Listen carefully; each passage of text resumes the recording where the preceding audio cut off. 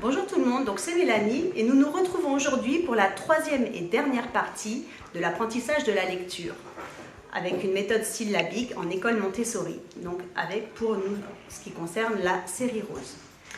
Donc la dernière fois nous nous étions arrêtés aux petites listes d'images comme ça où l'enfant devait associer des petits mots qu'il devait scratcher en dessous. Donc là nous avons différentes formes de petites plaques d'activité. L'enfant doit lire le mot, donc là en l'occurrence bus, pour vérifier qu'il a bien compris ce qu'il a lu. Il associe le mot à l'image.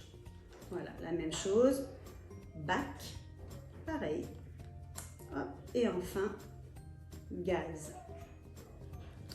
Voilà.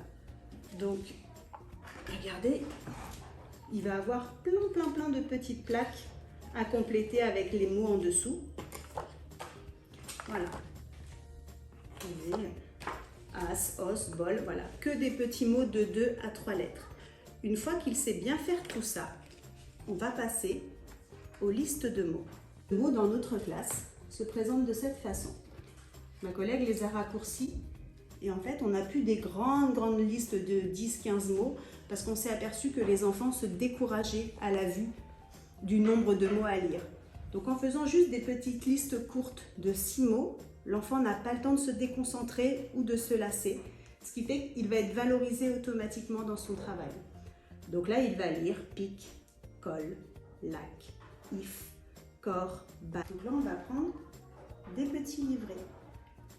L'enfant ne le sait pas, mais quelque part, il va relire ces mêmes mots qu'il a déjà lus dans les activités précédentes.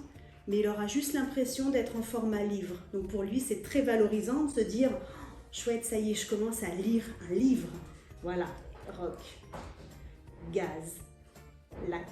Et je pense qu'il y en a 6 à chaque fois, 6 mots. Voilà, que des petits livrets de 6 mots. Une fois qu'il a lu tous ces petits livrets, on va passer à des petites phrases très courtes, composées de mots de 1 à 3 lettres. Par exemple, Luc a vu. Voilà. Tom a vu le coq. Et ainsi de suite. Une fois que l'enfant aura lu toutes ces petites phrases, on a besoin de s'assurer qu'il comprend ce qu'il lit. Donc ensuite, nous avons des images. Voilà. Nous avons des petites images. Et pour vérifier que l'enfant comprend bien ce qu'il lit, on lui pose des petites images sur la table. Et il va devoir lire la petite phrase. Le fil de Max va sur le sol. Et donc, il doit rechercher dans les images ce qui correspond à la phrase qu'il vient de lire. Donc là, le fil, hop, il voit tout de suite le fil, donc de Max, voilà. Tom a vu le joli coq sur le mur. Pareil, là, il y a un coq sur un mur. L'enfant comprend ce qu'il lit et il l'associe. Voilà, et là, l'enfant va commencer à lire des phrases plus longues. Luc a vu le bec du coq. Donc pareil, c'est très valorisant parce que ce sont que des petits mots très simples à lire et l'enfant voit qu'il commence à lire des grandes phrases. Donc il est content, il est vraiment valorisé dans son travail.